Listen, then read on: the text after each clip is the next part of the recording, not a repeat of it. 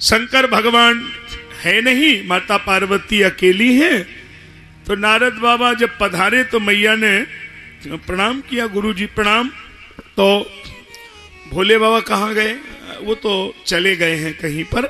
अच्छा एक बात बताओ देवी पार्वती, भोले बाबा जो आपके पति देव हैं वो आपको चाहते हैं कि नहीं चाहते हैं? माता जी ने कहा साधु हो आप ऐसा पूछते हैं, साधु को इन सब बातों को नहीं करना चाहिए, आप संत हैं, इसे क्या मतलब है? नहीं नहीं आप बताइए ना, चाहते हैं कि नहीं? नहीं नहीं मेरे को बहुत चाहते हैं। अच्छा तो आप ये जानती हो बाबा के गले में जो मुंडों की माला पड़ी है वो किसके हैं?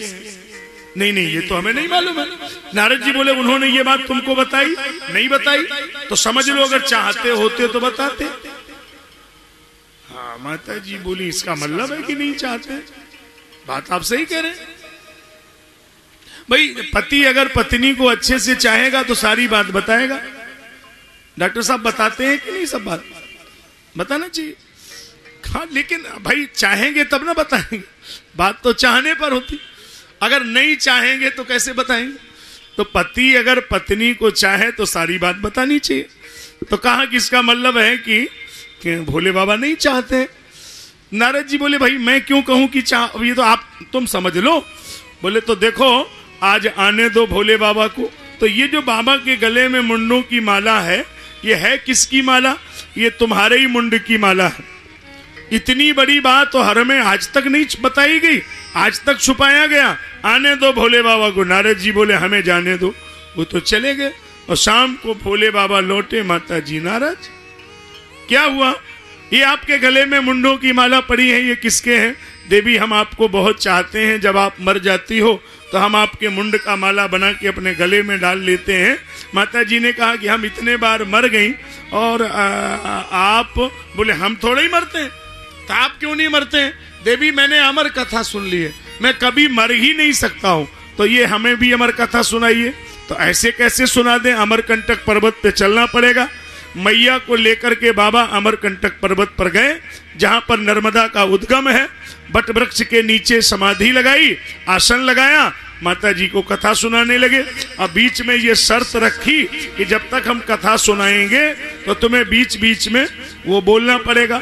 जैसे कोई कहानी होती है तो सामने वाला बोलता है, तो माता जी बीच में बोलती जा रही है, कथा हो रही है।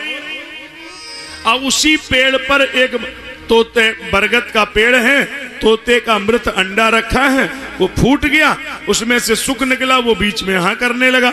माता जी को नींद आ गई और जैसे नींद खुली तो ये कथा आगे कैसे बढ़ गई? तुम कहाँ थी? मैं सो गई थी। ये बीच में हाँ कौन करता रहा ये मुझे नहीं मालूम। इसका मतलब मेरी कथा किसी ने चोरी कर ली है। कौन मेरी कथा को चुराने वाला चोर? प्लेंकारी महत बम विश्वनाथ प्ले कर दूंगा, लेकिन वो कोई कामदेव नहीं है, जब भोले बाबा देख लेंगे तो भस्म हो जाएगा। उसने अमर कथा सुनी है। वो सुख का बालक उड़ करके भागा, बाबा ने त्रिशूल लेकर के खदेड़ लिया। अमरकंटक पर्वत से भाग करके सुख का बालक उत्तर प्रदेश के जनपद जालौन में यमुना के किनारे कालपी पहुंचा। मत्स्यगंधापुर नाम का पर्वत था, आजकल उसको मदारपुर बोलते हैं। व्यास की पत्नी माता पिंगला मुंह के द्वारा गर्भ में प्रवेश कर गया। भगवान शंकर मत्स्यगंधापुर आए। देवी पिंगले तुम्हारे घर में हमारी कथा को चुराने वाला चोर आया है, ढूंढ लो, मिले तो ले जाओ। पूरा घर छान मारा। देवी तुमने उसको गर्भ में शरण दे रखी है, याद कर लो, जब तक तुम इस बच्चे को जन्म नहीं दोगी मैं तुम्हारे दरवाजे से नहीं जाऊंगा। त्रिशूल गाड़ दिया। बाबा ने त्रिशूल गाड़ दिया। माता जी ने कहा बाबा मैं वेद व्यास की पत्नी हूं, मैं आपको वचन देती हूं जब तक आप मेरे दरवाजे से नहीं जाएंगे मैं बच्चे को जन्म ही नहीं दूंगी। 12 वर्षें बीत गई। 12 वर्ष के बाद में बाबा तो वापस चले गए। कमाई ने 4 वर्ष इंतजार किया। 12 4 16 दिव्य जवान बालक 16 वर्षीय सुखदेव जी प्रकट हुए और जैसी माता के गर्भ के बाहर आए, यम प्रव्रजन्तु मनुपे, यम प्रव्रजन्तु मनुपे, तमुपैतु कृत्यं वैपायनो विरह कातर अचुहाव। पुत्रेति तन्मयतया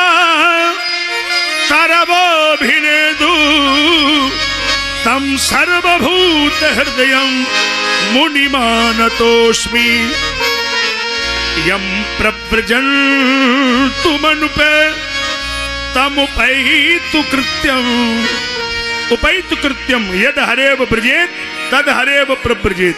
नालक छेदन नहीं हुआ, अभी नारा नहीं छीना गया है, नारा लिपटा हुआ है। अब बालक जंगल की तरफ जा रहा है। यम प्रव्रजन्तु मनुपे तमुपैतु कृत्यम। पीछे पीछे वेदव्यास जी महाराज भाग रहे हैं। ए बेटा तनिक हमारी ओर देख लो, ए बेटा एक बार हमारी तरफ देख लो। अब बालक पीछे मुड़कर देखने को तैयार ही नहीं है। फिर पीछे पीछे वेदव्यास जी जा रहे हैं। एक तालाब में छोटी छोटी कन्याएं नहा रही हैं और जैसे ही उन्होंने वेदव्यास जी महाराज को देखा तो उन्होंने झट झट साड़ी पहन लिया। जब सुखदेव जी महाराज को देखा तो वो नहाती रही, अब व्यास जी को देखा तो झट से साड़ी पहन लिया। तो बड़ा क्रोध आया। 16 वर्ष का जवान बालक निकल गया तो तुम्हें शर्म नहीं लगी? और हम बूढ़े को देख करके शर्म आती है? श्राप दे दूंगा।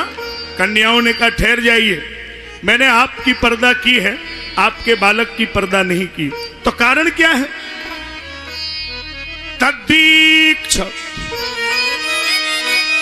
तदवीक्ष प्रक्षति मुनौ जगदुस्तवास्ति स्त्री पुंभिदा न तु सुतस्य विविक्त दृष्टे। तुम्हारे और तुम्हारे बालक की दृष्टि में एक अंतर है। स्त्री पुंभिदा न तु सुतस्य विविक्त दृष्टे। तुम्हारे बच्चे को यही पता नहीं है कि स्त्री पुरुष में भेद क्या होता है, और जिसे स्त्री और पुरुष का भेद पता ना हो उसके सामने पर्दे की कोई जरूरत नहीं है। तो इसको स्त्री पुरुष दिखाई नहीं देते? बोले नहीं, ना स्त्री ना पुरुष।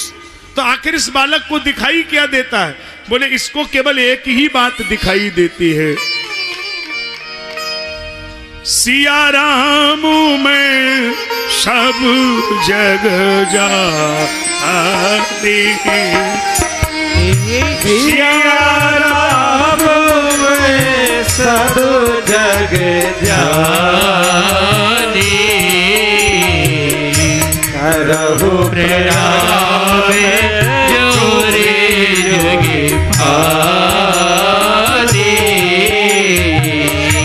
करहु प्रणाम जोरे जोगे भानी, करहु प्रणाम जोरे जोगी भानी।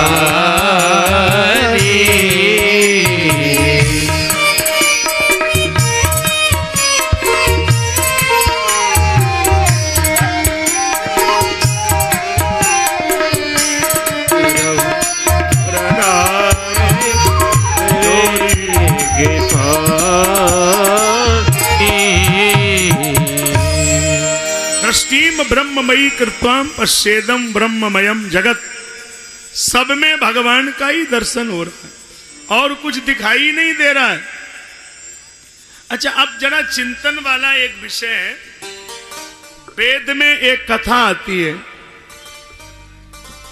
एक राजा का राजकुमार वैश्या के घर गया। संयोग की बात यह कि वैश्या के साथ कोई दूसरा प्रेमी था, तो वो नीचे खड़ा हो गया और वैश्या वो नीचे खड़ा हो गया और किसी ने कीचड़ भरा बर्तन लिया और ऊपर से फेंक दिया और उसके सारे कपड़े खराब हो गए। फिर वो गया तो उसने गंगा का स्नान किया और स्नान करके और फिर नए कपड़े पहने। अच्छा, आप बताइए कानपुर वालों, कीचड़ में एक बार जब फिर गंदा हो गया, फिर गंगा स्नान कर लिया, फिर नए कपड़े पहन लिए, क्या अब वो वैश्या के घर जाएगा? बोलो, नहीं जाएगा ना। तो वेदव्यास जी से सुखदेव जी ने कहा कि माता के गर्भ रूपी नरक से निकलकर और भागवत की ज्ञान गंगा में स्नान करने के बाद क्या कोई संसार की विषय वासना में फंसेगा? तो आप काहे मेरे पीछे पीछे आ रहे हो? हम तो नहीं जाएंगे वापस। अब वहीं पर बैठ गए, बदरी संड मंडिते बैठ गए। अब वहीं पर श्री नारद जी महाराज प्रकट हो गए। देखा व्यास जी रो रहे हैं, क्या हो गया? अरे बात तो बताइए, क्या हुआ? अरे मैं बहुत अभागा आदमी हूं। अच्छा तो बोलो क्या हुआ? क्या? मैं इतना अभागा आदमी हूं कि दुनिया में हमसे ज्यादा अभागा कोई नहीं। हमारा 16 वर्ष का जवान बालक जंगल की तरफ चला गया और एक बार हमें मुड़कर नहीं देखा, एक बार हमको पिता नहीं बोला। नारद जी बोले, अजीब बात कर रहे हो, तुम्हारा बेटा जंगल को चला गया और तुम ऐसे रो रहे हो। अरे हमसे पूछो, हमारी अम्मा मर गई, हम नहीं रोए। हे भगवान, क्या बात बता रहे हो? अम्मा मर गई? का मर गई? और तुम नहीं रोए? का नहीं रोए? तो काहे नहीं रोए? कारण क्या है? बोले कारण एकदम सीधा है। कैसा रोना, ये क्यों रोना, यह तो मतलब का रोना है। क्या तुमको यह मालूम नहीं, यह हाल सभी का होना है। ये मेरी माँ मर गई कोई नई बात तो नहीं है, संसार का नियम है। बैठी है दुनिया कमर कसे, चलने ही की तैयारी है। चल देता है वो बिना कहे, जिस दिन भी जिसकी बारी है। ये तो संसार का नियम है। यहाँ कोई रहने के लिए आता है क्या?